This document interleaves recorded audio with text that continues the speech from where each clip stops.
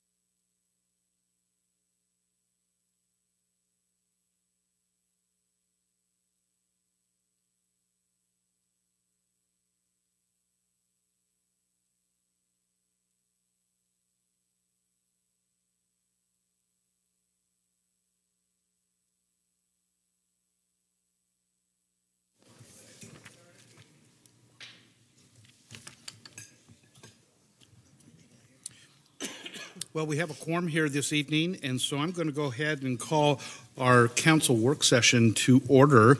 And this evening we have our consultant Brian Scott with us to present the draft strategic plan. We have copies at our seats at the dais, and that has been sent out to us at the end of last week, so I think we've had an opportunity to look at it. So Brian, welcome, and we'll turn the time over to you to address the council.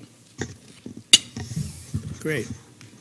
Brian Scott, BDS Planning. Happy to be here with all of you once again this evening. Hope you all got a chance to spend a few minutes with the draft MacTown 2032 plan that we sent around. I want to just kind of give you an overview of what's in there, and then get your comments if you have any, as we're moving into up to the final stage of this process. I want to give you an overview on the update, review the draft plan a bit, and then invite some discussion on goals and objectives as drafted and presented.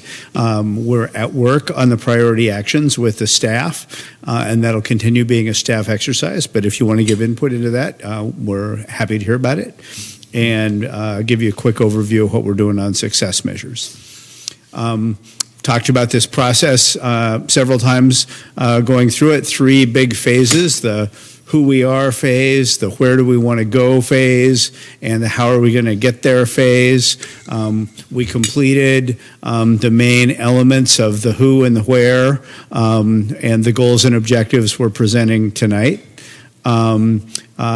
And then we did, in the first phase, we did a lot of community engagement. We did a number of focus groups. We had an online survey. We had Echo Northwest did a situation assessment reviewing a lot of the city's documents. We did a community charrette, really vibrant participation of many different facets of the McMinnville community. I think the passion that people feel about this town really came out in a big way during that community engagement. We're now thoroughly into the how are we going to get there phase, which is a little less exciting and sort of community engagement type. It's a lot of rolling up our sleeves with staff on getting down to the specifics. We're in progress on in some staff-driven priority groups on actions and measures for those actions and specific implementation steps. And here we are in, by our count, it's actually the 5th of 4 planned council meetings.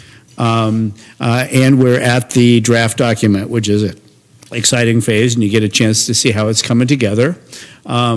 Just as a quick review and kind of where we are, the components of a strategic plan are beginning with some foundation statements, a vision, mission, and core values. Then as a council, you've agreed on those, and then you agreed on strategic priority areas, which guided setting up the work groups. And then each work group has identified a goal, and then each goal has a number of objectives. And then each objective will have a series of actions and targets connected with those things. You approve the mission and values, and then you want to circle back and think about the vision again at the end. You approve the strategic priorities, and then we're going to discuss the goals and objectives tonight. And then the staff process is underway on the actions and the targets. And in the draft we sent you, you have already noticed that there are some places where there's some actions all filled in, and there's some places where it says to be determined, and that is because it's a work in progress. We also think that that particular part of the process is really a staff-driven exercise, and the right place for the elected policymakers is in what are the goals and what are the objectives, and then expect your staff to figure out the details of how getting there and then report back to you on how they're doing. So the purpose statements that we had a discussion about a few months ago in this room, vision, mission, and values. The vision statement that we discussed was, with a legacy of strong civic leadership, McMinnville is a diverse and thriving city, growing with intention to preserve our small town feel while expanding opportunities for all. You kind of suspended final approval of that till we got to the end of the plan to see if it felt right. The mission, which you agreed to, the City of McMinnville delivers high-quality services in collaboration with partners for a prosperous, safe, and livable community. And you agreed on 4 key values to put forward of stewardship, equity, courage, and accountability. I still like the way those fit together, and courage really has McMinnville written all over it. Those feel really good to me. So the stewardship is about we're responsible caretakers of our shared public assets and resources. We do this to preserve the strong sense of community pride, which is a McMinnville trademark. Equity is we're about a compassionate and welcoming community for all. Different points of view will be respected because not all members of our community are equally able to address our services or participate in public process. We commit ourselves to lowering these barriers. Courage, we're future-oriented, proactively embracing the planning for change that is good for our community and consistent with our values. And accountability, we believe healthy civil discourse is fostered through responsive service and clear, accurate, and useful information.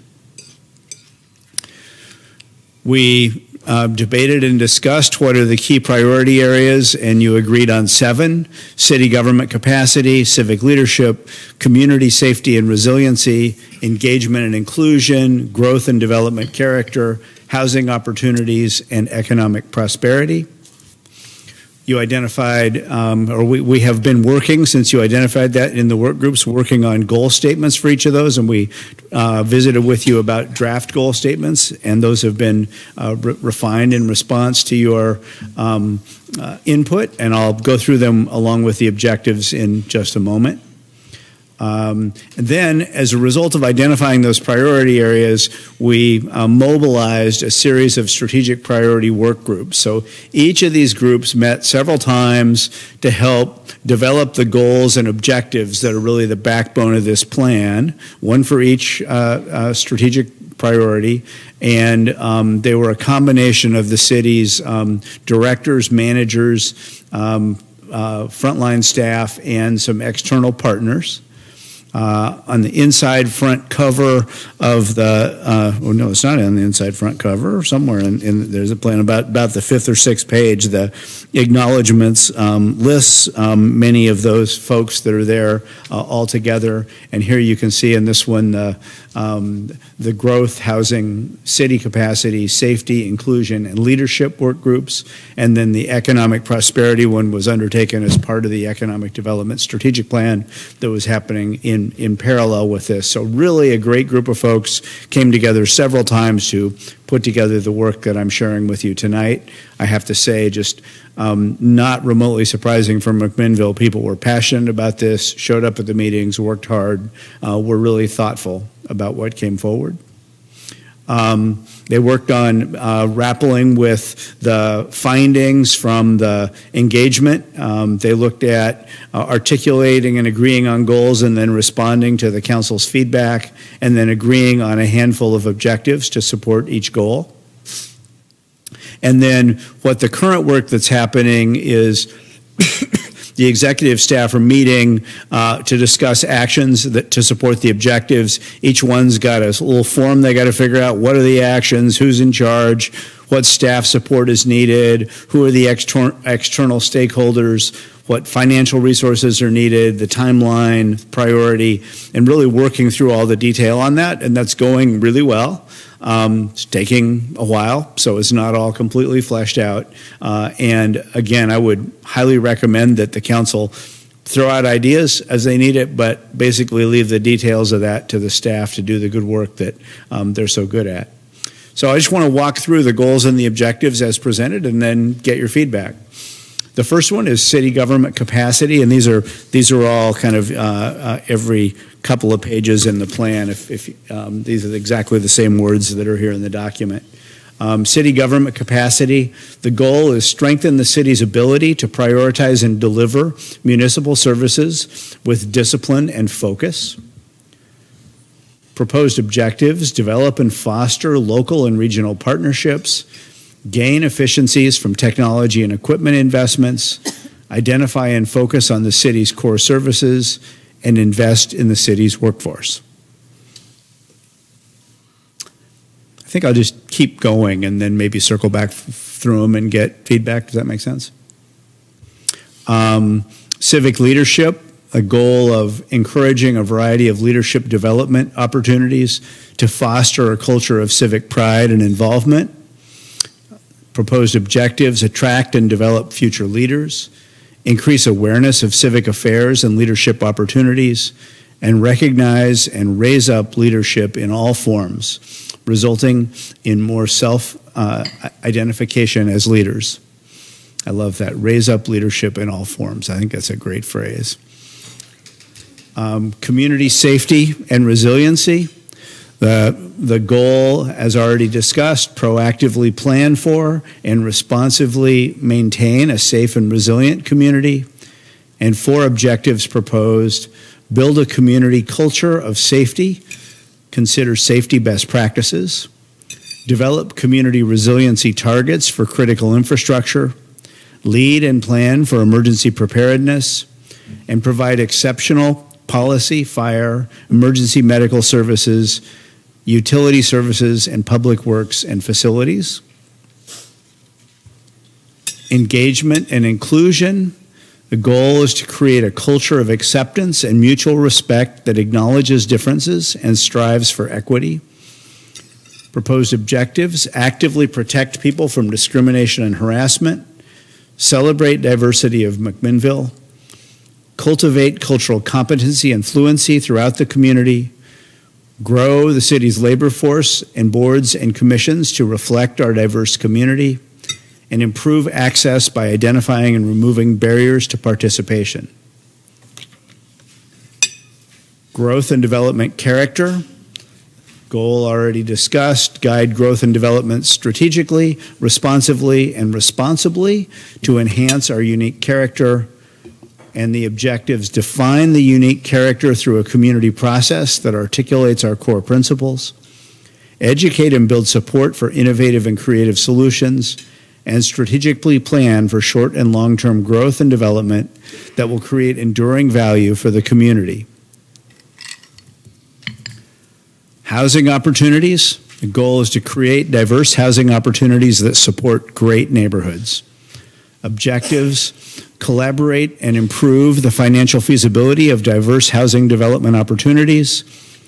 Conduct thorough and timely planning and forecasting to ensure that regulatory frameworks and land supply align with market-driven housing needs and promote diverse housing types.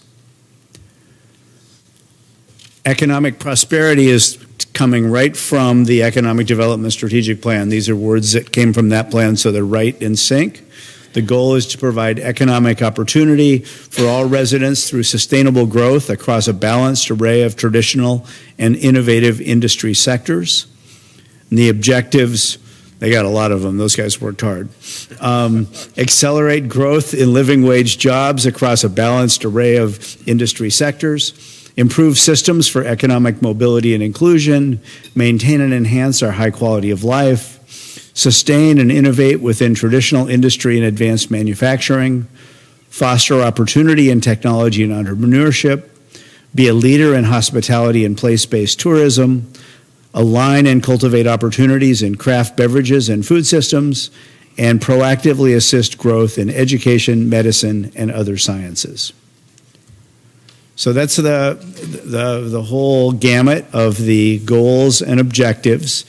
And then at the last section, the staff is also at work on defining a handful of success measures that will measure your progress over the next years in city government capacity, civic leadership, community safety and resiliency, engagement and inclusion, growth and development character, housing opportunities, and economic prosperity. At the moment, there's too many measures here, and so the work is to try and figure out which of these will bubble up and give you the best picture. Because if we tell you to, year in and year out to look at this many things, it's hard to sort of hold that in your head. You kind of want a key one in each area. Try and see if we could get this down to 7 or 8 key indicators. So that's where we are.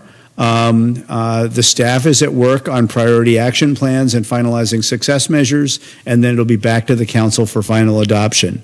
Tonight would be a great time for any feedback you want to give about the goals and the objectives or ideas for the actions. And then, of course, you can give feedback through Jeff or directly to us in the weeks ahead as we get to the finish line.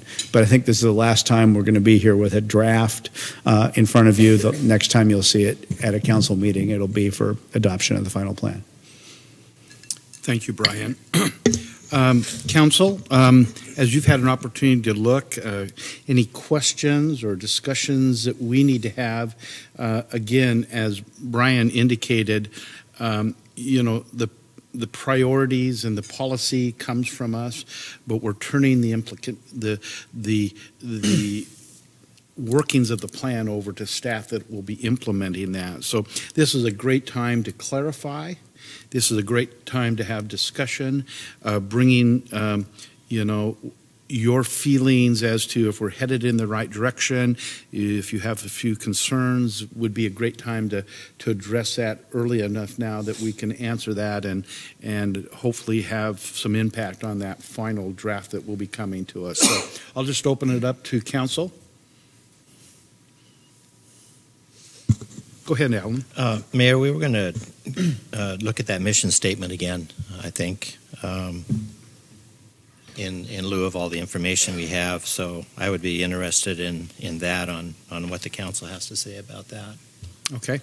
And I would suggest that maybe we have our discussion prior to going back to that mission statement, and at the conclusion, maybe 15 till 7, coming back to that mission statement and having enough time to have a good discussion to make sure that represents what we feel the mission is. But I think the dialogue would be helpful to fill that in, to making sure that we've captured everything.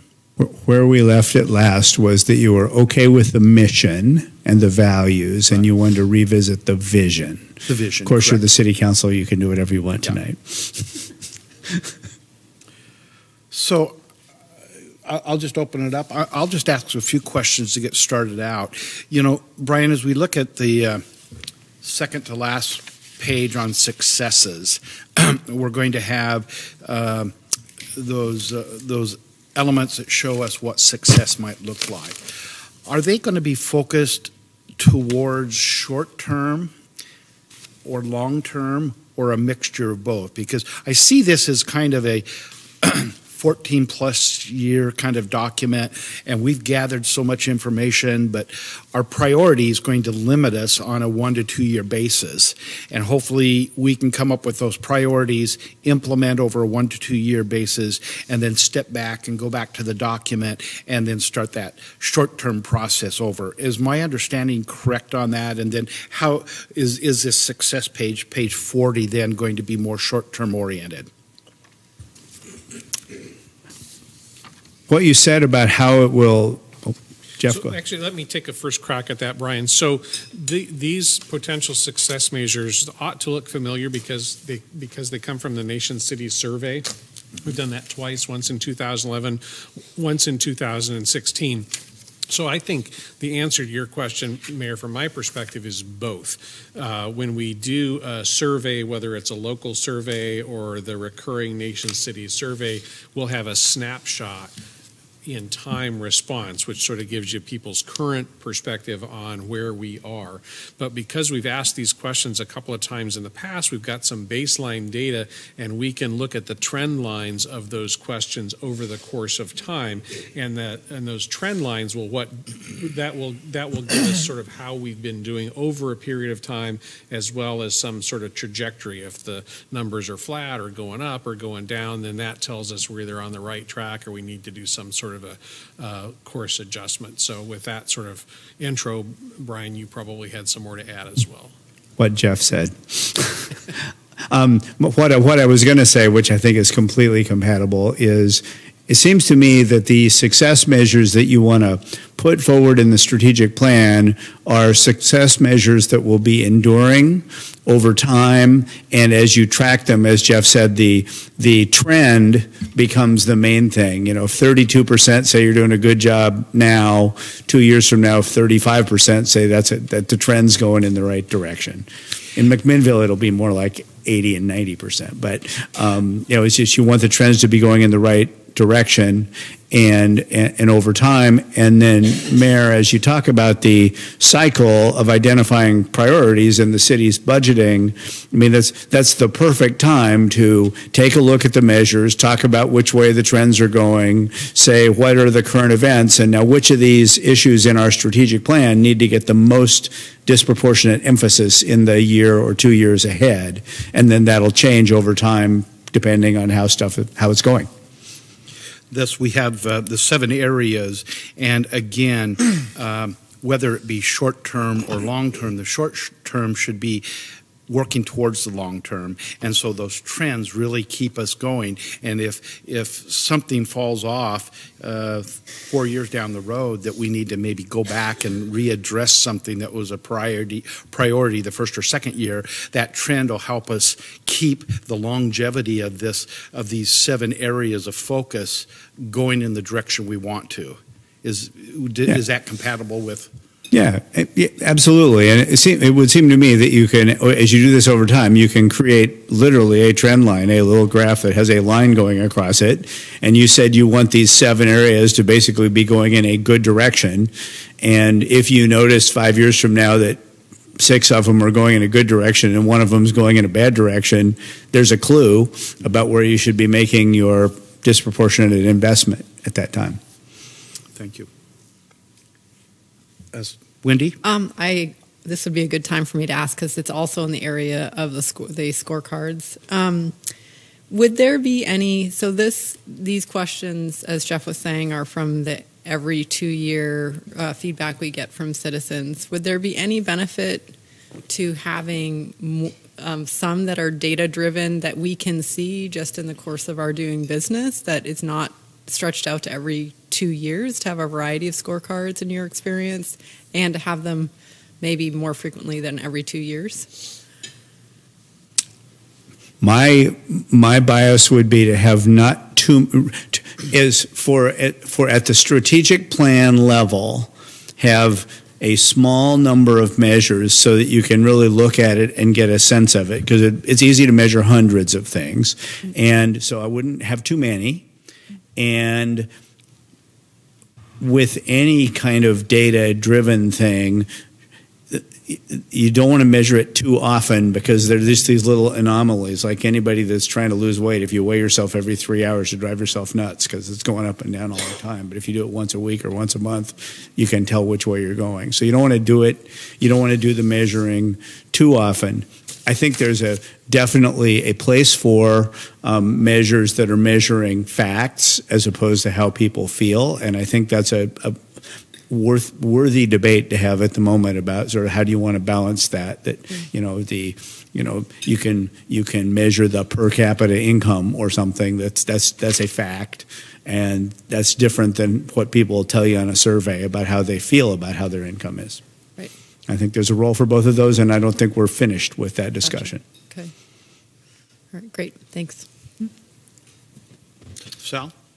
Yes. Brian, thank you so much for your work on this. It's really nice to see how this is coming together. And I know thank you. It's a pleasure.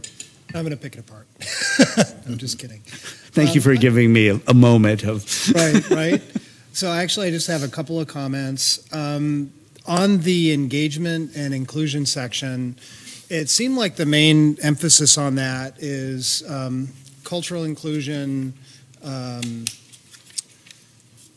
I'm curious if we could, or I'd like to see maybe a little bit more emphasis on engagement to traditional sectors that we might want to engage, like the business sector, charitable community.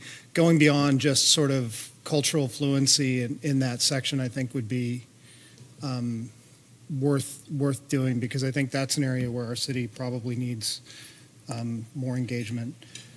And then we have the section So, on. so your comment is that there's a deficiency in inclusion of those traditional sectors. Right. I think that you do a good job of capturing the need for inclusion of traditionally kind of marginalized communities or maybe underrepresented communities.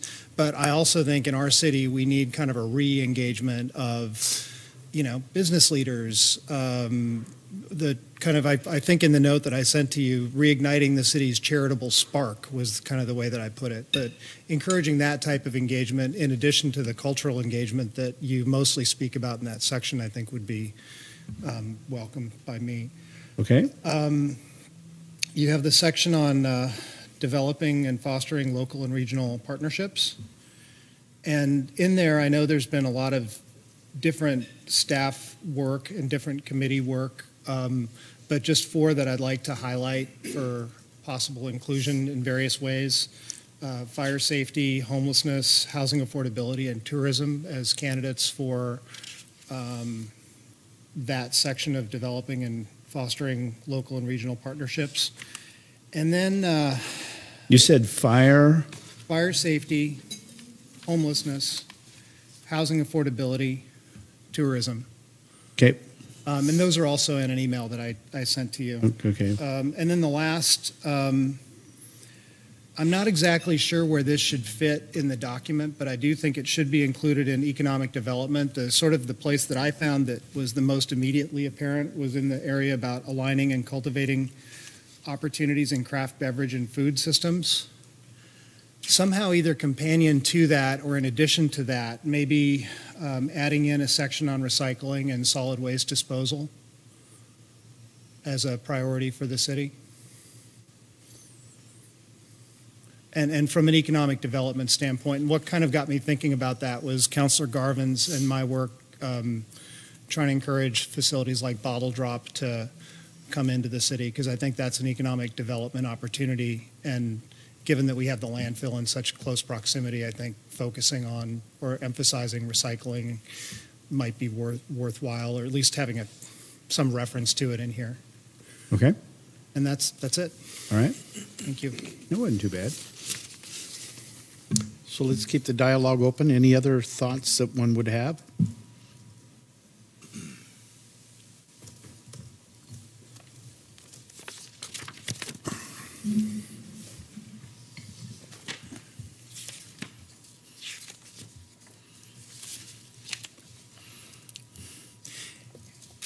A question that I had as we were going through the city government capacity, and this may be more directed towards Jeff.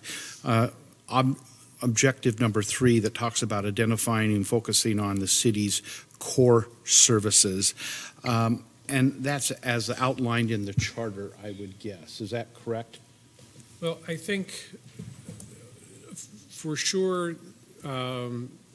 that discussion would be informed by the charter, but I also think that the high-level goals that the council wants us to reach will help define what the core services are as well. So we're looking forward 15 plus years and trying to forecast what kind of needs we have in the community, the sort of fundamental roles and responsibilities that were crafted in the charter are a couple of generations old and may not fully reflect the kind of work that we're doing either currently or in the future. So I think that sort of base charter perspective gives you a foundation, but not the whole house, so to speak. Okay. So in reality, that, as you say, is the foundation to work from, but we need to find ourselves in a position to be agile and ability to look at changes in what is coming down the path in 15 years, which we may not even have insights into what that might be today. And then understanding some of our limitations that stand before us today could change. I mean, we have a lot of dialogue around property taxes, which has some inequities inherent into the state law. We understand that, and as we talk to our legislature, that's a thing that's not an easy fix. That's going to be a lesson in telling the story and having the citizens having enough trust that we could change maybe what that would look like.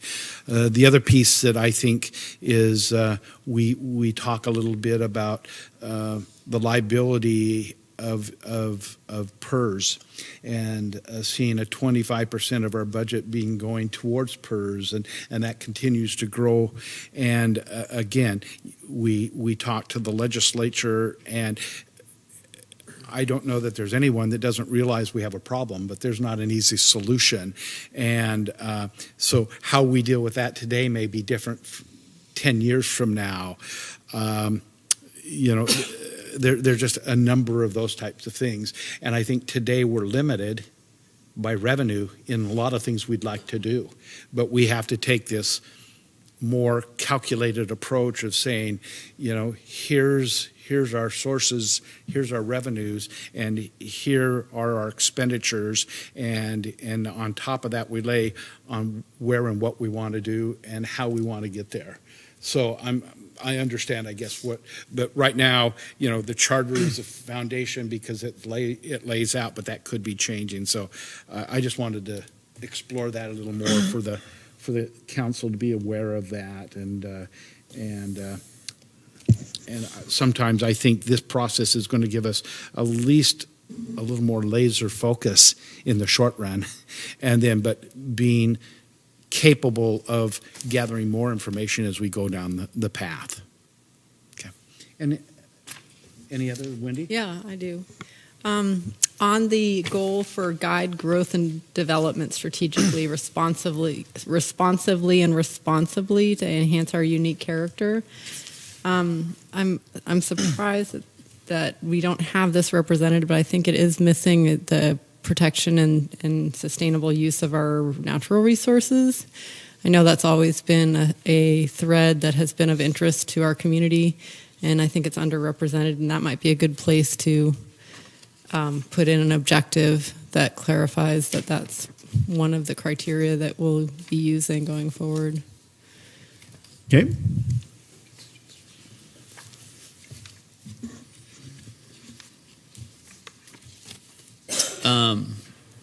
So I really like the document that you guys put together. It's been a lot of work and great job. The one thing that caught my eye is that there's 8 objectives in economic prosperity, and I just feel it's a little long-winded. I mean, there's a lot of good points on there, but every other one on this is I think 5 is the most any other one has, and most of them have 3 or 4. So I don't know what we should trim off there, but I just feel it's a little long-winded, and I don't want there to be any loss of focus because we're trying to achieve so many objectives of a strategic plan. Yeah, but Adam, that came down from 100. Maybe I can help clarify that. So there's three major ones. The first 3 are the major, and the second 4 and 5 are the targeted ones. Not all of them are necessarily objectives that the city has actions for. They're the objectives of the whole economic development strategic plan that all the groups in the city are working towards. We put them in the plan in this portion of the strategic plan for the city because we wanted there to be consistency between the 2 documents. But as we start to fill out the boxes following that, you'll see that the city actually has actions that are really specific to about 3 of those. Okay. Thank you. That helps. Thank you, Adam. Any other comments or discussion? I'd like to bring one other piece up. I think it's a good time. Again, I don't think this will take but maybe 5-10 minutes. That'll give us enough time to go back to the vision. For us that have been on the council for a number of years, we've gone through an annual goaling process that's stuck in our heads a little bit. And between Brian and Jeff, if you could help form where and how the council is going to be a part of this on an annual basis. You know, we used to get together with the department heads in end of January, and we took a full day and we just we put everything on the table. We in the segments, kind of like we have the 7 segments, we had segments, and then we focused on 1 or 2 things that we felt that were priorities, that with the help of staff and the input of staff we felt we could do, and then we had a report card on a quarterly basis, so to speak, of where we've gone.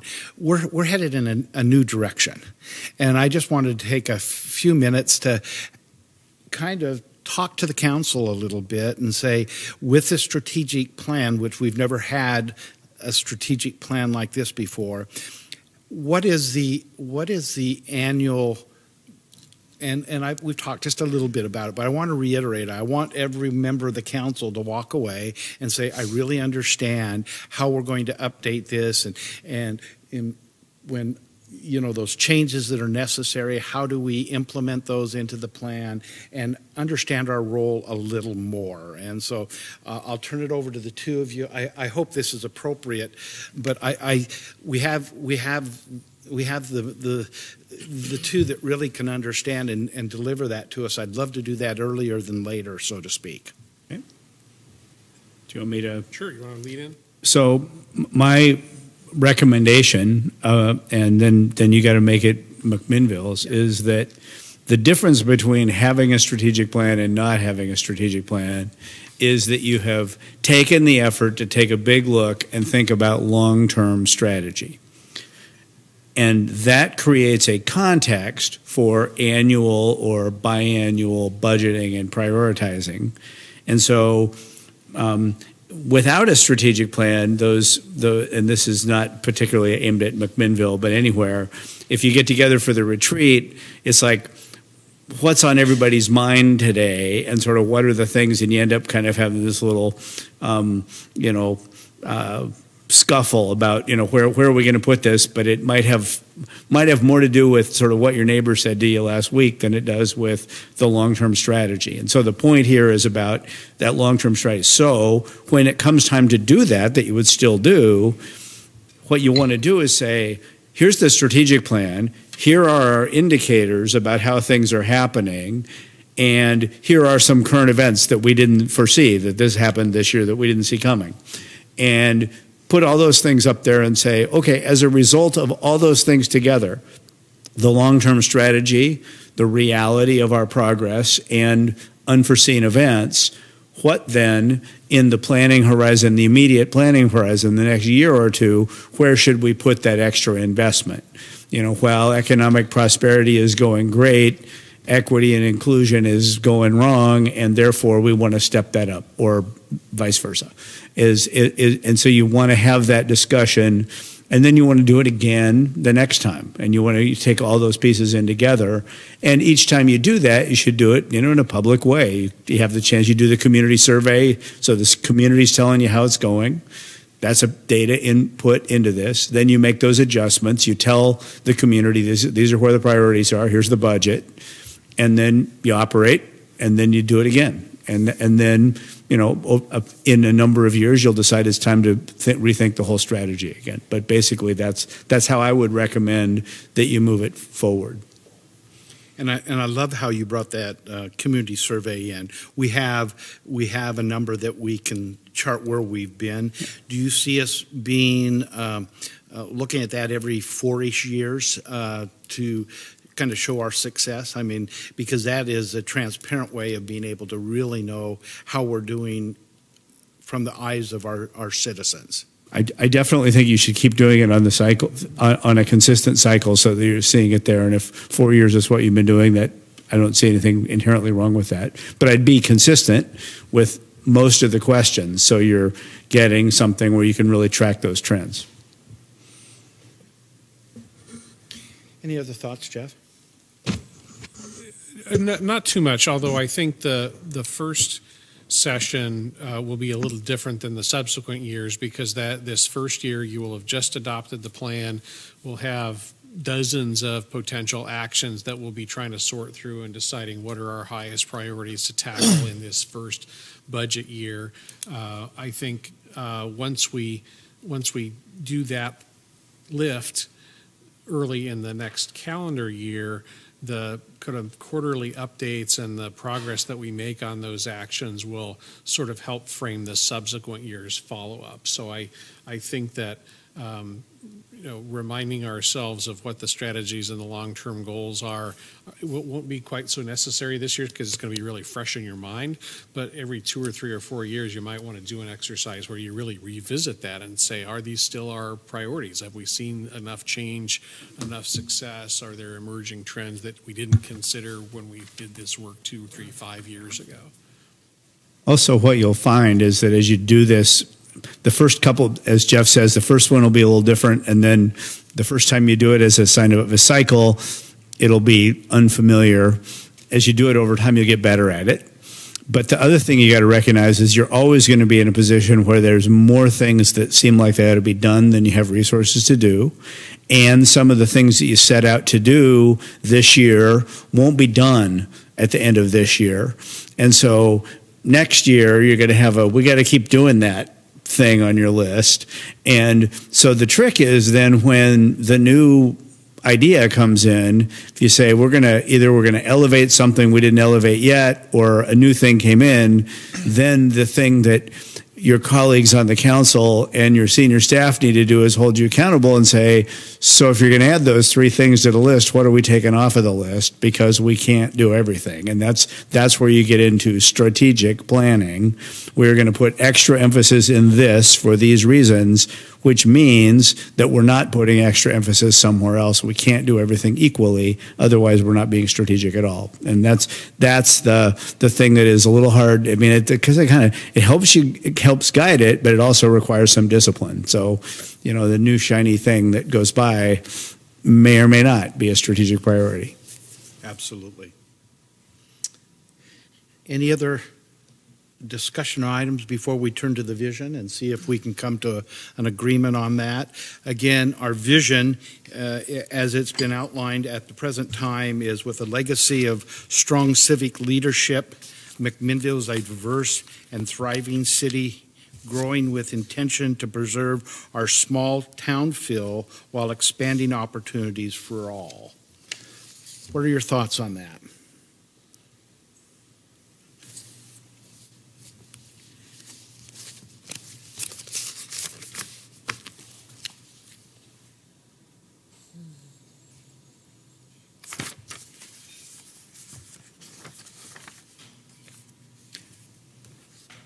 I think that it's accurate. I do think that the antecedent clause with the legacy of strong civic leadership sort of takes away from the overall flow of the sentence. I don't know, without necessarily adding a ton.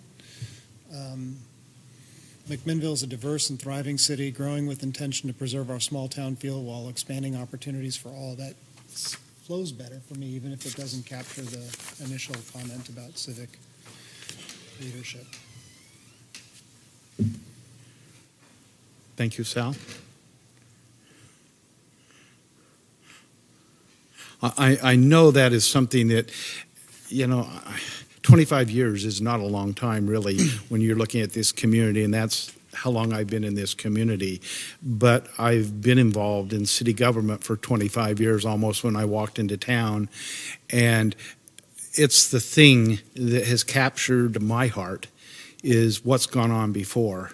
As I've had an opportunity to now get involved with McMinnille Water and Light, and they're starting to tell their story a little more, and they're pulling out pictures and some of their history and the good things they've done. Sometimes I think we lose the value of a legacy or a heritage, which is ours. And I see so many cities throughout the region and the state that don't hang their hat on that at all. And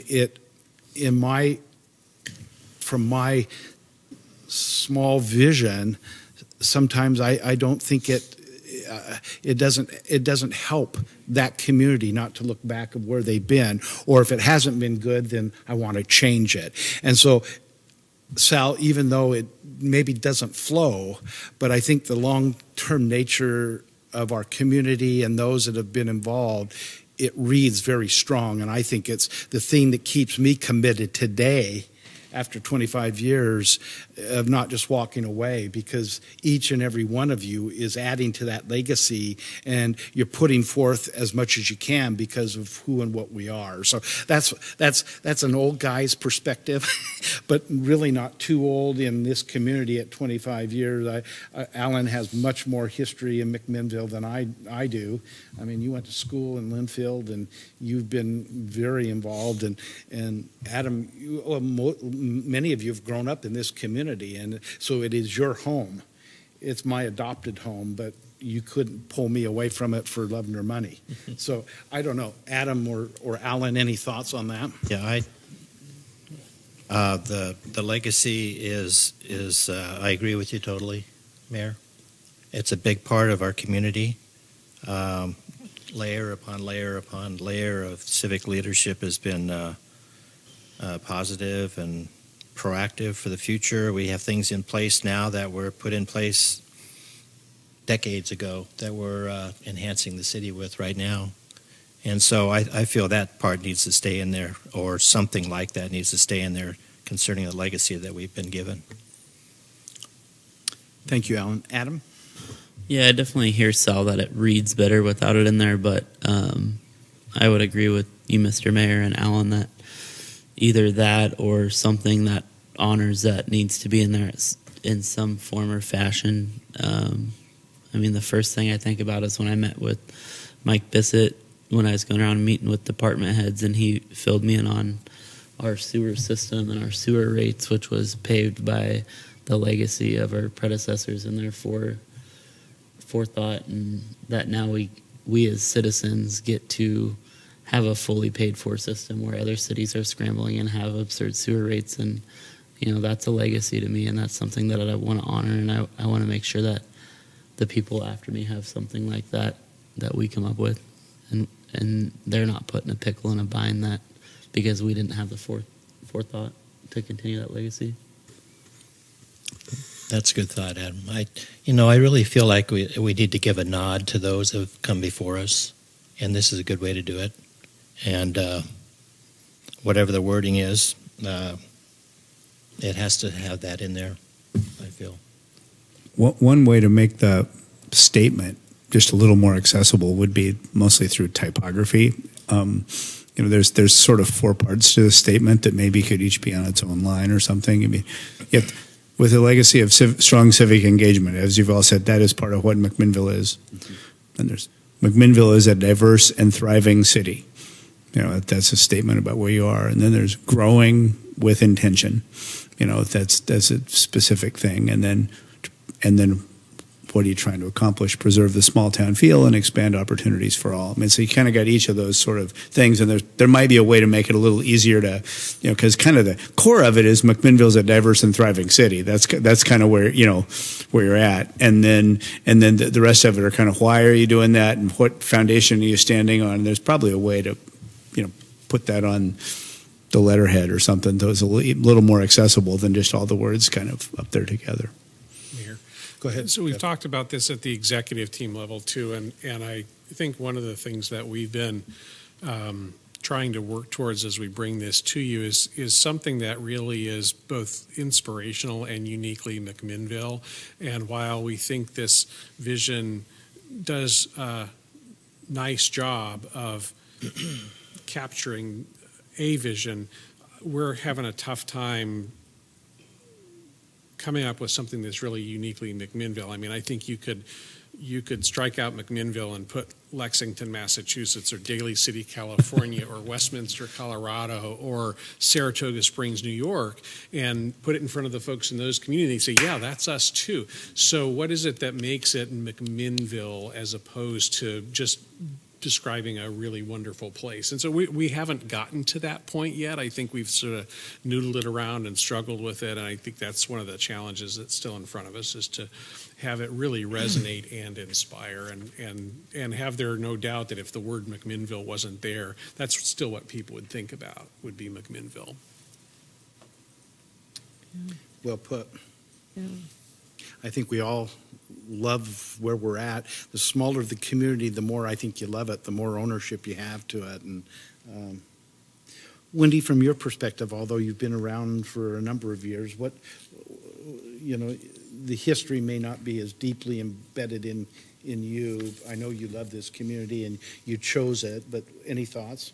Yeah, I actually, before Alan and Adam spoke, I was going to say the same thing. I think one of the things that drew me into public service here was the civic leadership, and just the more you peel away the layers, the more you see how deep the roots are and how strong the foundation is, and I think that is so unique in this city. I mean, talking about not being able to go to other communities and say, I think that's probably one of the most unique things in that statement that says McMinnville, because not every community necessarily has the foundational stuff that has been done here.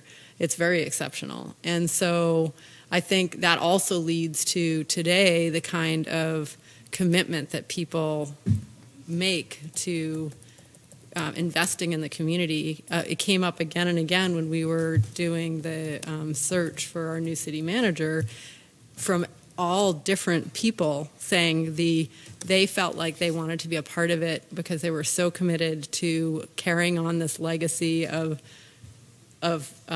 smart decision making, and they felt that responsibility, and they really wanted to do it right. And I think that it continues on today. So I think it needs to be in there somehow. I do think we probably some wordsmithing or some while you still preserve, to your point, while you still preserve that the message that's in there, I think it needs to be in there. Thank you, Wendy. Other thoughts? I think the only suggestion I'd make is maybe just breaking it into a couple of declarative sentences. Like McMinnville is built on a strong foundation of civic leadership. We're a diverse and thriving city. Something like that just makes it flow a little better. That's the only point I was trying to make. Okay. So, Brian, I guess we some direction, not too much, but I think in all content we feel good with what's in the vision. I think it may just, and I don't know where and when this happens, but maybe some wordsmithing, and maybe it's as simple as Sal says, just breaking it into bite-sized bits for us, because there are four distinct things, as you'd said, and it is who and what we're all about. So. No, I think that's good direction, and I think, as Jeff said, we're not quite to the finish line, so we got a little time to keep noodling. And the thing I feel good about is there's strong consensus that we're talking about the right thing here. I think Jeff's thought about, is every other town going to feel like it's them? I think that's a good challenge to put up against it. And I don't know, the out of town guy. Although I've been working here as long as you've been living here, it's the civic leadership and this blessed place in the middle of the countryside seem to be the two things about what sort of, when I get to what makes McMinnville different than everywhere else. So, I mean, it is about that civic leadership, which from, what I do, that's what makes McMinnville stand out to me. Mm-hmm. Okay, good. Well, I know we're going to have opportunity to visit this again, but from my perspective, Brian, you and I have known each other for a number of years, and I've always been at awe at your ability to, the vision that you bring and the collaborative spirit that you bring. And when I realized you were one that your company was one that we were looking at, I could go back in my mind, my history, and just say, that's the guy that can bring things together. So thank you. Not that we're done. Thank you. But it's a lifetime of what you've been able to do. And then I take my hat off to Jeff too in this process. He had this, that we needed to do something a little different here. And you can have an idea, but to take it to the point of getting to a point where we're sitting today about ready to start our phase 3 of the plan, I take my hat off to him, and then I just want to reach out to our department heads. You guys have led discussions. You guys have talked so deeply that we're not even aware how much dialogue and communication you guys have done. When it's all said and done, hopefully it's going to help your jobs a lot, but to get there has been a lot of extra work, but you guys have a collaborative approach, and that's another thing I know as a member of this community I appreciate so very much. And we have some newness around the table, and I'm excited about the newness, the new ideas and the enthusiasm, and it just comes back to me that this is a great place to live. It's a great place to look to the future. A lot of hard work's coming down the road. I mean, had an opportunity, Kelly and I, to go to the LOC conference and talking to, I think we had 100+ communities there, and we talked deeply to a lot of people, and I'm still very enthused to walk away from those sets of meetings and saying we're doing the right things, and it's not going to be easy because we've got to have partnerships, and we do need to reach out a little more to regional and state, and we have a great story to tell, but we've got a lot to learn. So again, Brian, thank you. I look forward to seeing the next level of this, and I know from Kelly and Remy's perspective, both of them had excuse absences. Remy's in the middle of crush, and Kelly's on a well-deserved out-of-the-country trip, but both of them are committed to this too. I've talked to both of them, and they just shared with me how much they're appreciative of the work that's gone in and look forward to the end result. So again, thank you, Brian. Thank you. Mm-hmm. We'll go ahead and close our work session. And we'll take about, a 4 or 5 minute break just to get your plates off the dais and get your machines up and going.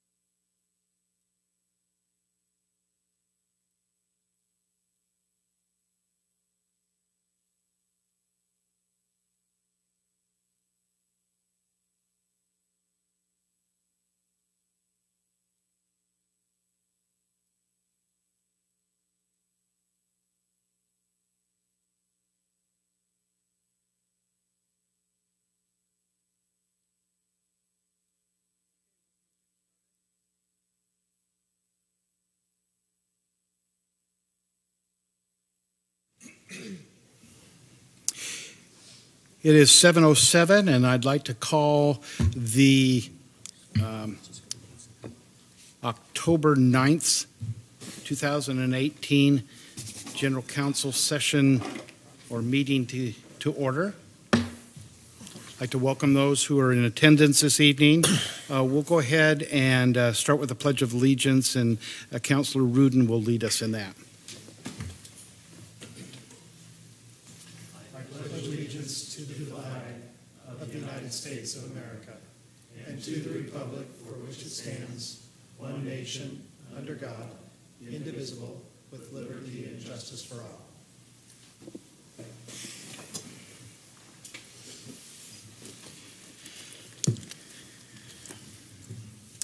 This brings us to our invitation for citizens to have public comment.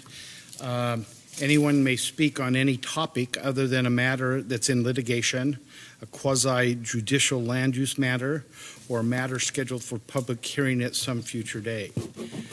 We will limit our comments to 3 minutes this evening, and we have sign-up sheets in the back. Have we received any, Melissa?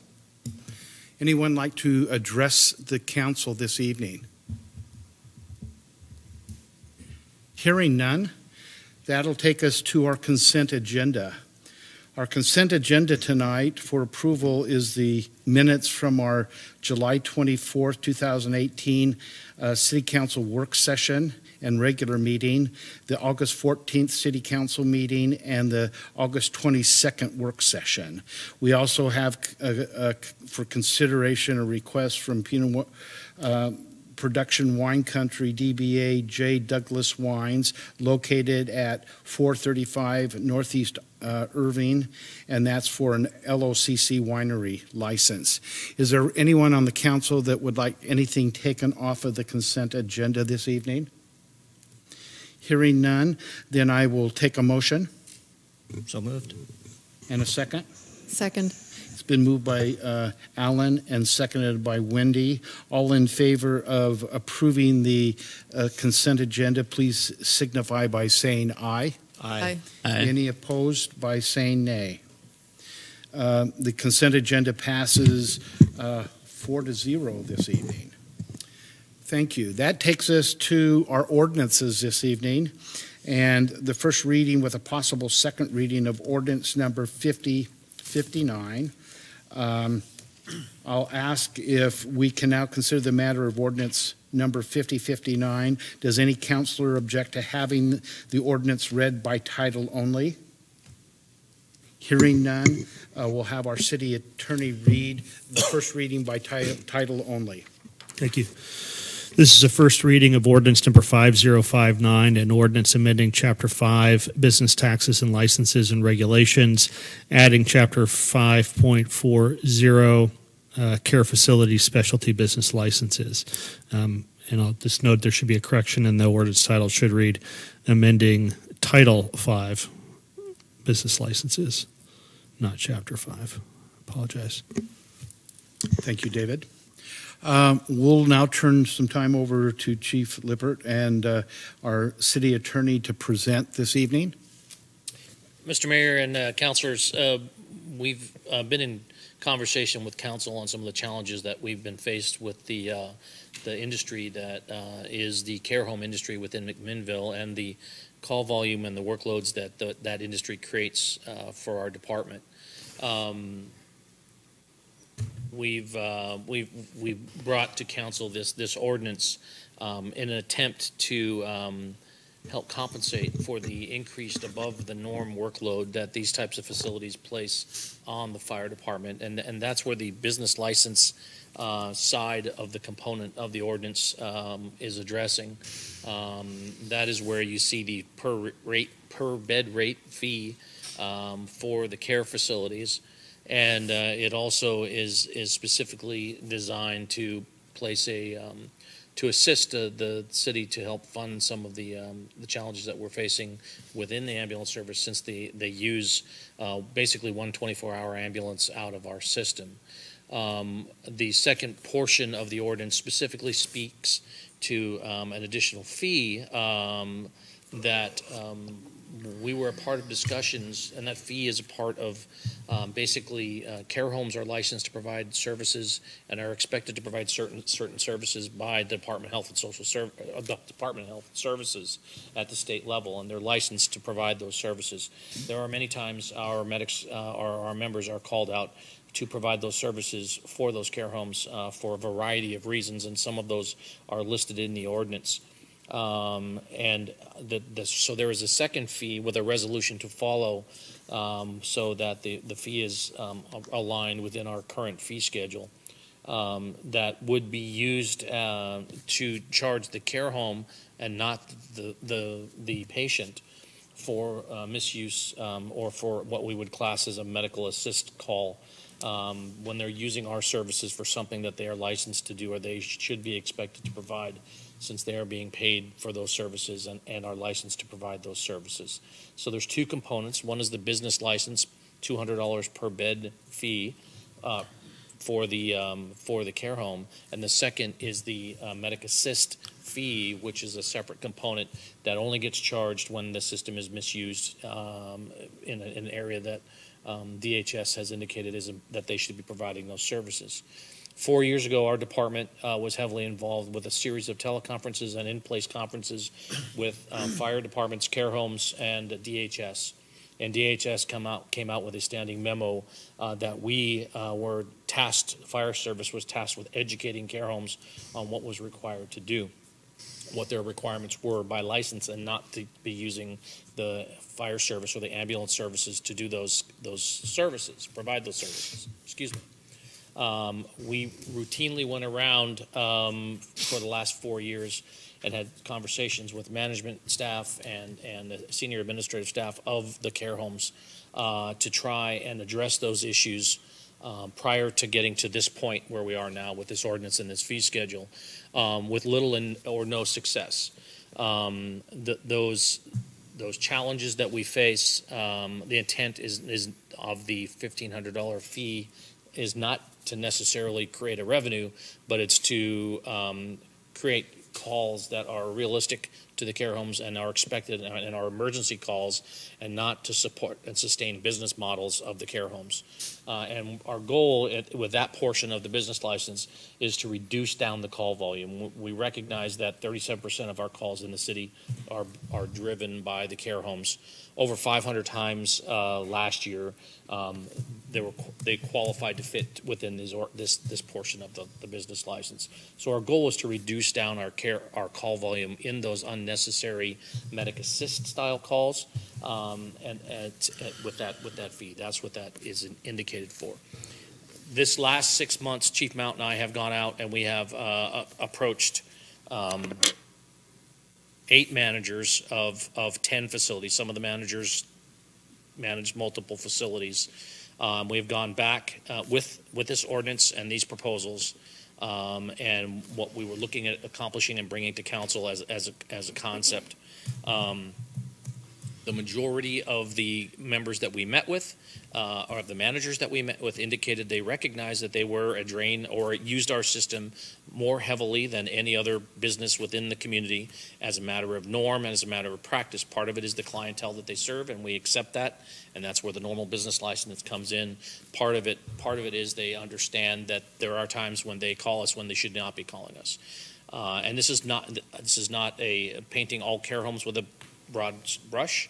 There are care homes that do not use this for medic assists as much as others do, and then there are some that use this quite heavily for medic assists, which is where our challenges and our problems come in. So we met with the 10 managers of the 10 facilities, and had those conversations about what we were looking at doing, what we were proposing to council. Both options, as well as there was a recent joint meeting with the hospital and the care homes, as well as Mr. Towery and Dale Mount attended to present the same product and information to those care homes at that point in time. And so we have done public outreach to the community, to the partners in this case, and we have met with them. We've had discussions with them, we're putting before you at this point in time, we believe is an ordinance that will hopefully assist in addressing the impact that these facilities and these businesses have on our department and on our city resources, and as well as reduce the call volume down of the unnecessary calls. And when I say unnecessary, the ones where they're using us, that things they should be doing within inside their scope of practice. David, anything to add? No, I would note that, among the items that Chief Lightford is addressing are certainly some of the considerations, their additional findings and basis for the ordinance and the imposition of fees that are stated in the memo and the recitals of the ordinance, and I'd simply stand available for questions if you have them. Okay, great. Again, the first we have on our agenda tonight is the ordinance that really is addressing the need of the special business tax. We'll talk about fees in the resolution that follows. It's actually they're both fees. Nothing in this is a tax. There's a specialty business license fee associated with operating a care home or a care facility in the community, and there are four different types of four different types of facilities that are identified specifically that are regulated by the state that will require the specialty business license to operate within McMinnille. The licensing fee is tiered based on the size of the facility. So a small facility with only 10 beds will be paying less than a larger facility with 100 beds, for example, and that has to do with the impact it has on the fire department to oversee and regulate those functions, make sure that they are operating safely through the building code, fire code, and public safety, resiliency planning, emergency management, all of those things, all the things that the fire department and other city officers are in inspecting those facilities for. And that's what the specialty business license fee is for. And then on top of that is the non-emergency, non-essential service call fee, which is intended to either, one, be a deterrent for those non-essential, non-emergency uses of the city's EMS system to reduce call volume that's significantly impacting our ability to deliver services throughout the city. But if it doesn't serve as a deterrent, then second is it will at least allow the city to recover its costs associated with providing that service to those facilities in order to, again, support the department and the ambulance service that's providing that service to those facilities. Right, so full recovery on that piece, which if the call volume remains as high as it is today, that will be substantial revenue. Now, collection of that could be difficult. Yeah, if there was no deterrent effect and you still saw at least 500 of those calls happening once this fee goes into effect, that would be $750,000 of additional revenue to the city. It's our expectation that this will have a deterrent effect, will reduce the call volume, and as you know from Chief Lightford's presentation to the council a month or so ago, call volume and a significantly high call volume is one of the things that's seriously impacting the health and welfare of the firefighters and paramedics that we have on staff. So either it will help us solve that part of the problem by reducing the call volume, or if it doesn't reduce the call volume, the city will have additional resources available to address on the staffing and resource side. Thank you, David. Mr. Mayor, so, go ahead, Chief. With one point, I want to make perfectly clear and on the record. If we charge the EMS assist or the fee to the care home, the patient will not be billed a medical bill. This is not an attempt to double dip or double bill anyone in any way, shape, or form. Okay. Thank you, Chief. So questions that we might have around the table. Alan, I see you pulled your mic. I am. Thank you, Mayor. So more responsibility on the providers to filter out the needs of their patients in the care facilities then is the big thing, is that really review where they stand so that the medical assist doesn't have to happen. Is that the overriding principle of the regulations and the licenses? That's the overriding principle of the medic assist fee. The base fees are, we have these for-profit corporations using our EMS and fire systems and public safety and prevention and inspection programs at a higher level than most of the rest of the other businesses in the community. And so that's what the business license fee is for. Yeah. And one more question too, Rich. So the hospital is trying to provide more doctors now and in the future to service the patients in these care facilities. Do you see any impact of that having on the? After meeting with Peter from the hospital, he did indicate that we're working on trying to set up some cooperative programs with doctors working more cooperatively with the care homes, because these patients that we pick up and take to the hospital are impacting the hospital also. If that is the case, then that may reduce our call volume. Okay, thank you. Thank you, Alan. Other discussion? Sal? So in the 2019 budget that we adopted, I think there was a line item in there, assuming that this was going to move forward, the licensing, and in that budget, it was, I think, line itemed at $77,000. It was split between fire and ambulance, so there's a total. I couldn't. So what I'm looking at here is just maybe one portion of it, and then there's a second portion of it, and that 218 is reflected in the... So the 218 is reflected as the business license portion, and I'm not sure which side of the budget that was put into. It's split, I believe. Okay. The $1,500 charge, the revenues from that were put specifically in the ambulance side, I believe, if I'm not mistaken, of the budget. And I believe it was $100,000. I'm going off the top of my head, so bear with me. But I believe it was $100,000 because we anticipated that we would have an impact on those types of calls. So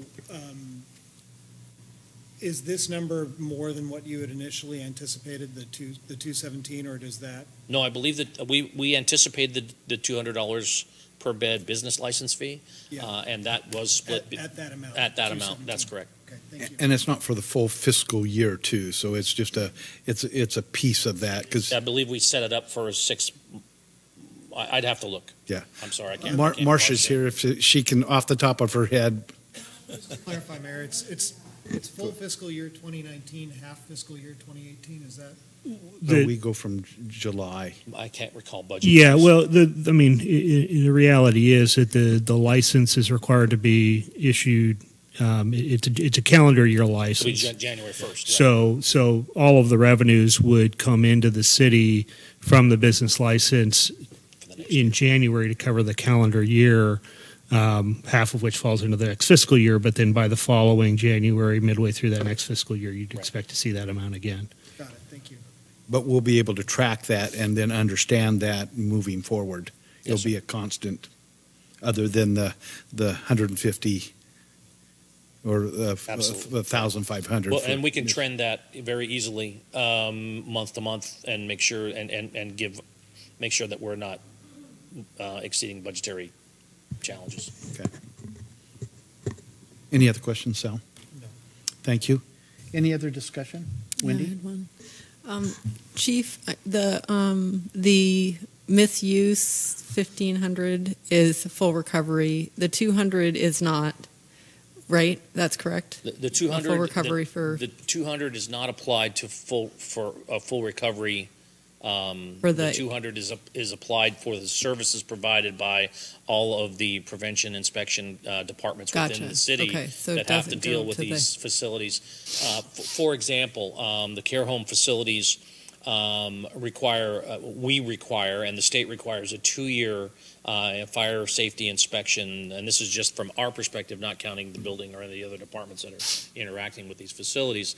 But the facilities themselves require an annual inspection, so we have to go out more than we are legally required to do to provide a service to those facilities. So that's what part of those dollars, in addition to the higher levels of service of ambulance and all the other services that the city has to provide. So it will go towards that extra engine that you need. Well, although that might be reduced, the 24/7 ambulance that you said goes to the facilities might be reduced based on the reduction of calls, but none of that 200 goes towards any of that.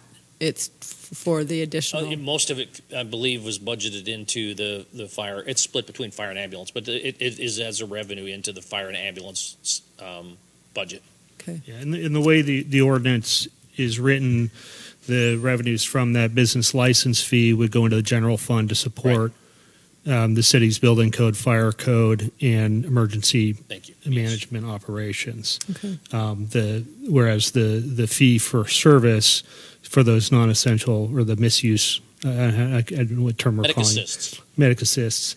Those go to in the ordinance are going into the ambulance fund to support that operation directly. Because that's the service that they're utilizing. Gotcha. Okay. All right. Thank you. Adam? This might be more of a David question, but say we have a facility that is a high violator and they rack up a substantial bill. What's the likelihood that we can recover these $1,500 fees, or is this another paper tiger, or are we going to be able to recapture these fees if they get cited with them? I expect that we'll be able to recover these fees, whether they pay the invoice or they have to pay on a judgment in circuit court. Okay, thank you. Any other discussion? Hearing none, then I'll ask for a motion to pass ordinance number 59 to a second reading. So moved. Second. And and it's been moved by Wendy and seconded by Adam. All those in favor, please indicate by saying aye. Aye. Aye. Any opposed by saying nay? Okay. Ordinance number 5059 passes to a second reading with a vote of 4-0. And so, David, if you could please give us a second reading of ordinance number 5059 by title only. Very good. This is ordinance number, second reading of ordinance number 5059, an ordinance amending Title V, Business Taxes, Licenses, and Regulations, adding Chapter 5.40, Care Facility Specialty Business Licenses. Thank you. I'll ask for a motion to adopt ordinance number 5059. So, second. It's been moved by Sal and seconded by Alan. And I'll ask the city recorder to poll the council. Councillor Garvin? Aye. Councillor Peralta? Aye. Councillor Rudin?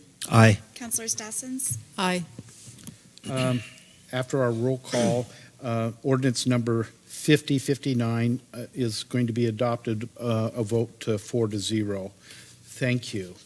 This takes us to our next item, which is a resolution, and we're going to consider resolution 2018-54, a resolution providing for a combined fee schedule that allows the fire department to recover costs for fire and EMS services allowed within the city charter and the International Fire Code as adopted by the state of Oregon. And so, Chief and Dave, if we'd have you present that. We've talked a bit about, but this is the fee schedule that's included in our material. Mr. Mayor and councilors, the fire department had multiple fee schedules, one for EMS and one for fire, and in the decision to bring these new fees into the fee schedule, we also decided to combine all of our fees into one schedule so that we don't have them in 3 different ordinances in 3 different places, so that we could consolidate our fees and our fee schedules. So the conversation about the combination of the fee schedules, the existing fees for the fire prevention, the existing fees for the ambulances are the current fees. There's no changes to those. They are just coming into one resolution. But within the resolution, you also see the highlighted areas covering the care facility specialty business license, and on the second page, the care facility non-emergency EMS service fees, which are now included in this resolution. So the ordinances that we have allow us to update fees through resolution instead of having to go and change an ordinance every time we need a fee update. David, any addition? No, I just note that the ordinance that you passed authorized the adoption of fees. The resolution is the vehicle by which you actually approve the fee amounts. The one additional fee amount that we hadn't discussed under the ordinance was the initial application fee. That would be a $500 initial application fee at the time a new care facility was coming in or at their initial application for business license. That's not an annual fee that's renewed. The annual specialty license fee is what they would then pay on an annual basis recurring. That $500 fee is just to cover the city's costs for reviewing a new application for new facilities to make sure that they meet our criteria and comply with the code. Thank you, Chief. Thank you for your write-up number one in our ordinance. You did a very good job of sharing with us in the conversations we've had up to this point that allowed us to go to a second reading tonight. And then, again, so wise to have fees on a resolution. It gives us much more flexibility to go in and do what we need to do. We've talked about that as a council. So at this point, I'll open it up to any questions or discussions. Is that 500? Is that cost recovery on what it'll take staff to review that, or is The application? The application fee would be for a new business coming in that requires more staff time, more invested staff time, initial inspections, and there's additional things that go along with the new process, including the licenses and the DHS licenses that we have to buy off on and send to the state. So there is, for a new facility coming in or a new owner of a new facility coming in with a new business, all of the information changes and we have to go back in and rework the process. is that fee amount, is it sufficient though to cover the staff time that's going to be devoted to that? Yes. Yeah. Thank you, Adam. Yeah, the intention was to have a cost recovery amount in there. Right. Okay. If we have no other discussions, I will ask for a motion to approve Resolution 2018-54. So moved. Second. It had been moved by Adam and seconded by Sal. All those in favor of approving Resolution 2018-54, please indicate by saying aye. Aye. Any opposed by saying nay? Resolution 2018-54 passes unanimously 4-0 this evening. That now takes us to Resolution 2018-55, a resolution appointing 3 more members to the McMinnille Affordable Housing Task Force. And I'll turn that over to Heather for discussion, or is it? So good evening, Mayor and City Councilors. The resolution in front of you appoints 3 members to the Affordable Housing Task Force. We currently have 3 vacancies on it. The 3 members were, we solicited applications, and then the Affordable Housing Task Force voted to have the chair and vice chair, which is comprised of Remy Draken and Kelly Minke, to review the applications and recommend the appointments to you as the City Council. You have before you 2 appointments that will be filling vacancies and 1 appointment to a new position. The new position is the citizen at large position that we created at the last meeting for City Council, where we felt that would be a value added addition to the task force. So tonight you have Meredith Nelson representing the business community from the hospital, and she would be a new appointment to a vacancy with a term that would expire December 31, 2019. We thought she would bring a great workforce housing dialogue to the table. Howard Astor, who is a long-term builder in our community, has also agreed to join the task force as a builder. He would be filling a vacancy through the end of this year, and we're recommending that he also be appointed to a new 3-year term, so his term would expire on December 31st, 2021. And then lastly, Mark Davis, who is here this evening. We were finally able to get him to join a committee. The irony of it is, Mark, is that we removed my position off this committee to set up the citizen at large, so this is great.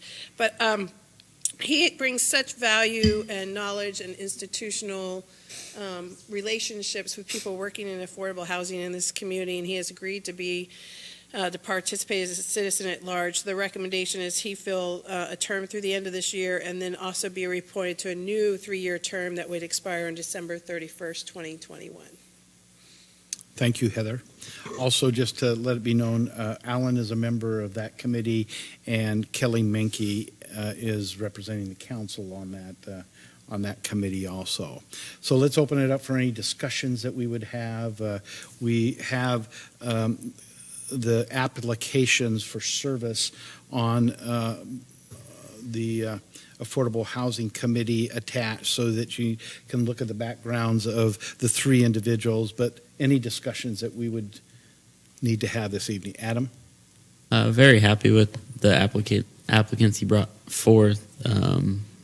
I knew all of them before I read through their applications, but I think they're all going to bring very, very good and diverse dialogue to the task force. I was just curious how many total applicants we had to draw these. That's a great question, because we segregated them based on the building, business, and citizen at large. I think we had a total of 8 applicants in the end for all 3 of those positions. Remy did recuse herself from one of the decision-making processes, which was for the business community, because she was very familiar with one of the applicants. So I need to put that on the record. Thank you. Any other questions or dialogue? Yeah, I do. Go ahead, Wendy. Heather, why is Meredith not extended through 2021 on this? So her term, she's filling a vacancy. You can choose to do that if you wish.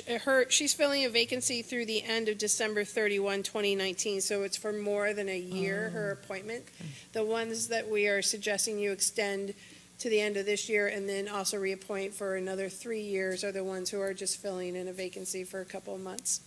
Okay, got it. Any other discussion? Hearing none, then I will ask for a motion to approve Resolution 2018-55. So moved. Second. It's been moved by Alan and seconded by Sal. All those in favor, please signify by saying aye. Aye. Any opposed, signify by saying nay. This resolution, 2018-55, passes unanimously 4-0. Okay. That takes us through all the items that we have in our scheduled city council this evening.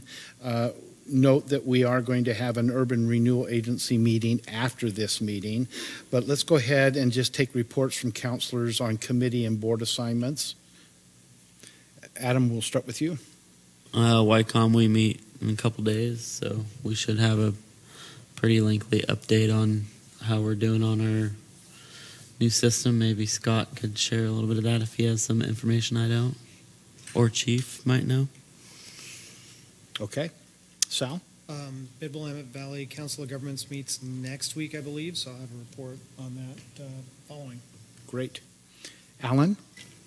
The McMinnille Affordable Housing Task Force is having a major meeting on the 24th of October, and I can say lots of things about it, but could I defer to Heather on that to tell us a little bit about that big email you send everybody? And you'll be a lot more knowledge than I have on that. Yeah, so the Affordable Housing Task Force, thank you, Councilor, has been discussing the opportunity to bring a local affordable housing construction excise tax online in McMinnille. We've been evaluating this for probably the last year. It was enabled by state legislation during the last legislative process. The task force would like to have a conversation with the development community about it because it's impactful to the development community. So we have invited people from the development community to come to a meeting on October 24th at 10 a.m. at the community center so that we can learn from each other. We'll share what the thoughts are in terms of what the construction excise tax would be, different types of programs that it could fund, how it could help the community, and then learn from the development community how it impacts them and talk about solutions together. Thank you, Heather. Wendy? So we did just have an urban renewal meeting, and we got to talk to Pizza Capo, Scott who they're looking at moving their operations to a location on 3rd Street. And so that was really interesting. It was just a precursor to possibly an application for funds through urban renewal. We also, talked about the 3rd Street project and the next steps for that. And we filled a vacant position, which you'll hear about in the meeting, the next meeting that we're going to have. Thank you, Wendy. I had an opportunity, I think it was last Thursday or Friday, to be a part of LOC is doing regional meetings of advocacy, going over their priorities for the 2019 legislative session coming up. It's an extension of what we've talked about and the 6 items that we've sent back to them. And primarily, it's all in preparation for, if I'm not mistaken, it's the 24th of January, which will be City Day at the Capitol, where we'll have an opportunity to go and meet with our legislature and talking about statewide issues and also city issues. The next regional meeting on that is going to be October 30th in Sherwood or Wilsonville. I'll get information to you on that, but if you want to go and have the advocacy group at LOC talk through all of those 6 issues and what's behind it and a direction we need to go and where we sit, it was a very informative meeting, 2-hour in length, so it doesn't take all day. And so I found great value in that. Let's go ahead, department heads. Tim? Thank you, Mr. Mayor. Just a quick update as far as people in training. We have 2 at the academy, 4 who are in training at the police department with their coaches. 1 who just finished training, and he's being realized as a solo officer and should be starting this next week in that capacity. Another aspect of training that we just recently did on the 28th of September, we did a joint training with McMinnille School District as an active shooter exercise at Patton Middle School. Counselor Stassens was there and participated, and it was great to have her there, be a representative for the city. Was she the shooter? She was not the shooter. I wanted to be, but you wouldn't let me. You wouldn't let me. Thank you, Tim. Chief?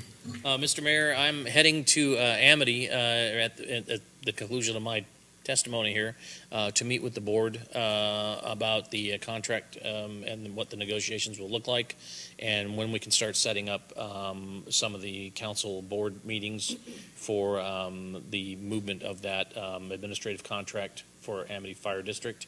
And tomorrow I am heading to Lafayette City Council meeting to make a presentation on the collaboration, cooperation, and kind of touch and build on their fire station bond initiative. So those are the 2 things that, as we've been working through these processes, those things have not fallen by the wayside. I'm going to make sure that council's informed and up to date on what we're doing.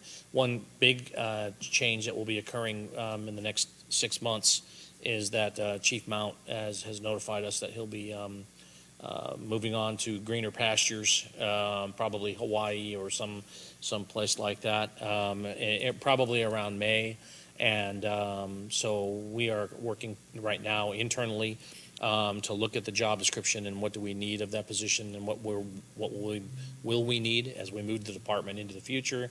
And then we'll be working with Kylie on an assessment center and setting up a process once we've gotten through those parts to try and see what kind of candidates we can get to move into the front office with us. Great. Could I ask a question, Rich? Go ahead, Alan. Is he retiring, or is he? He is retiring. Okay, yes. Thanks. Now, Saturday morning we have something, don't we?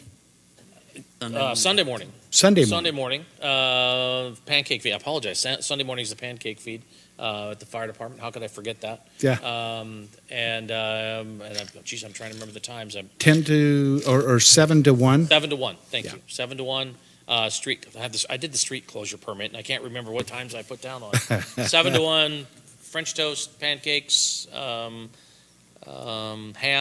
eggs, and I can't remember the price. Fire truck rides, fire prevention education, lots of fun and opportunity for the kids and for the family. Thank you. We'll be there. Kylie? So I have a little bit longer update since this is one of my first actual city council meetings. So I wanted to share with you all some short-term and longer-term priorities that I'm working on as the city's new human resources manager. Most recently, I've been looking for some quick wins, or I hate the phrase, but low-hanging fruit, building relationships with staff and department heads and community members, and establishing kind of my credibility and reputation as an HR professional here at the city. I think one of the quickest wins was making our application a fillable PDF, which was a big hit for people. So that was a good one. But in the short term, we've got to update our employee handbook. That process is moving along quite smoothly right now. I believe it's been about 17 years since that document's been updated. Most people find handbooks to be really boring. I think they're great. So I'm excited to get that updated, reviewed, passed through legal, and then rolled out to our employees so that we'll have a new policy manual to work from. We'll also be completing a classification and compensation study that will, at the short term, address the requirements of Oregon's Equal Pay Act, and then triage and remedy any potential inequities that we may have internally within our pay scales.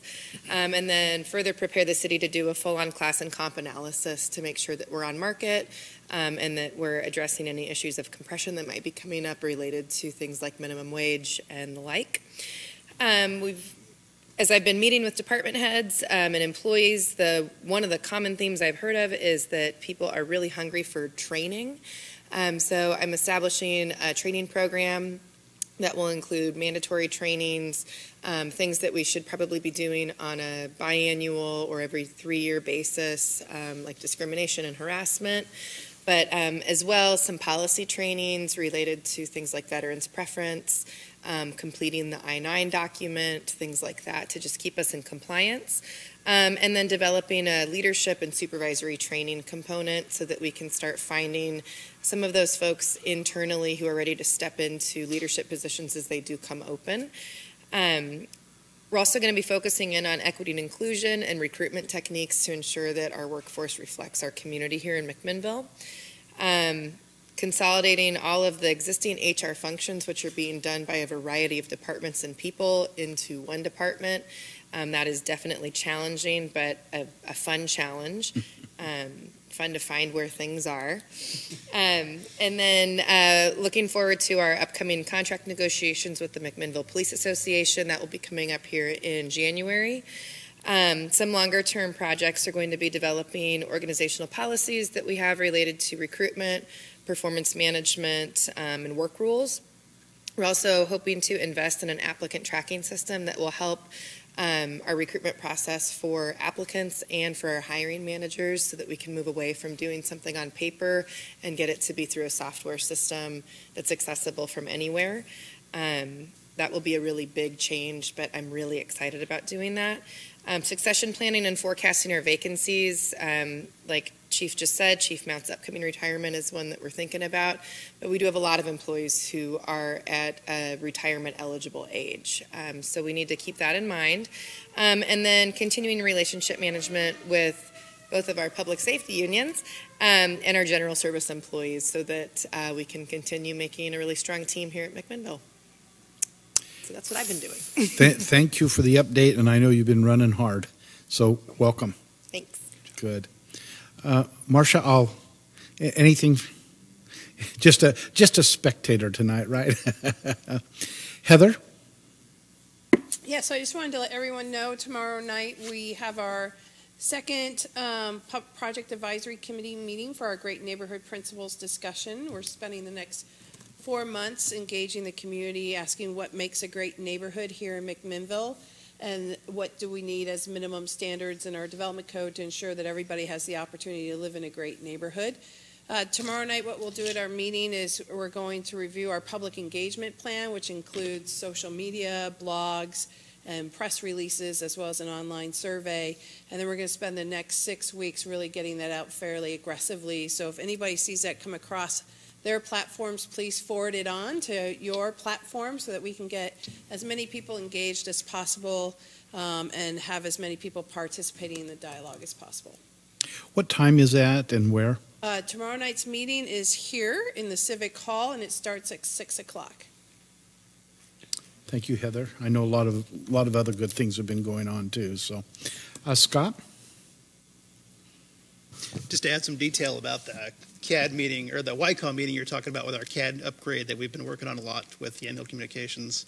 The plan is it's going through a series of approval gates right now. The project is on track. We've been doing a lot of work on our piece in terms of software integration with the police e-ticketing system and the fire ambulance billing system. The plan is still in place to turn the system on the week of November 12th, which will involve our group turning over all the software on every police car and fire truck in the span of about 24 hours. So we're going to keep that as seamless as possible, and everything's going well. We'll be on the clock a lot that day, keeping things operational. Thank you, Scott. Melissa? David? And Jeff? Thank you, Mayor, members of the council. A couple of things. Each year during our open enrollment process for health insurance, we set up a health fair for our employees. The health fair this year will be Thursday of this week at the community center from 8:30 to 12:30. I invite you all to stop by at some point during the morning if you'd like to. We've got a wide variety of vendors, community partners, and services that are health and wellness related. There'll be healthy snacks, and there might even be some fun giveaways. Engaging local government leaders is a professional association that represents a broad range of primarily public but not exclusively public sector employees who tend to be of a younger vintage than your current city manager. Kylie's on the board of that organization. Still on the board, right? Not on the board. And Melissa fits squarely in that rubric as well. We are organizational members of ELGL, and on Friday they'll be holding what's called a pop-up conference in Portland. I'll be attending that conference and looking forward to a wide variety of topics. Many of you know Craig Honeyman, the longtime legislative director of the League of Oregon Cities, is retiring at the end of the year. Today I was invited to serve on one of the interview panels to select Craig's successor. Those interviews are scheduled for later in October. And then finally, Doris and I are planning to host a holiday event at our home. We would invite you and your +1 and your families. We'll be inviting the executive team members as well. I'm going to test is a Saturday evening or a Sunday kind of late afternoon or early evening preferable for the group? Sunday. We'll get out something semi-official, but at this point, please pencil in Sunday, December 9th. More to come, and that's all I have for you tonight. Thank you, Jeff. I will go ahead and close our city council. And that takes us, I will call to order the Urban Renewal Agency meeting on this October the 9th, 2018. I'll bring us to order. And we're going to be considering a resolution this evening, Resolution 2018-07, a resolution appointing members to the McMinnille Urban Renewal Advisory Committee. And so I'll call on Planning Director Heather Richards to present to us. Heather? Yes, so Mayor and City Councilors, in your role as board members of the Urban Renewal Agency, before you is a resolution to appoint Peter Kircher to the McMinnille Urban Renewal Advisory Committee as a business owner for a 3-year appointment that expires on December 31, 2021. This is filling the 9th position on the committee. In January of this year, the McMinnille Urban Renewal Advisory Committee bylaws were expanded to allow not less than 7 members, not more than 9 members, as an opportunity to reach out and see if there were other people to engage to be part of the committee. We did receive 3 applications for this position. The committee reviewed them at their last meeting here on October 3rd and unanimously voted to recommend Peter Kircher to you. He's been attending MURAC meetings probably for about the last 8 months maybe, and has been a very valuable member, and it also has a lot of institutional knowledge about the downtown planning process that the city's been involved in for the last 20 years, and is obviously a very engaged business and property owner in the district. Thank you, Heather, and a prior board member of MDA for many years and has been very engaged. Wendy is on that committee and was a part of that, as was I. And so any discussions? Many of you may know Peter over the years. Again, I think he brings so much to that group, and it's good to see him really reconnecting to McMinnille again. He's had a new venture out in Beaverton that's taken a lot of his time and effort, and it's good to see him back and engaging with us in meaningful dialogue around the table. So if there are no discussions, I will ask for a motion to approve resolution number 2018-7. So moved. And a second? Second. It's been moved by Sal and seconded by Wendy. All in favor, please signify by saying aye. Aye. Any opposed signify by saying nay. Resolution 2018-7 passes unanimously 4-0. Any other business that needs to come up before the Urban Renewal Committee? Did we say something about, nothing. Hearing none, I'll go ahead and close our meeting. And thank you for your attendance this evening.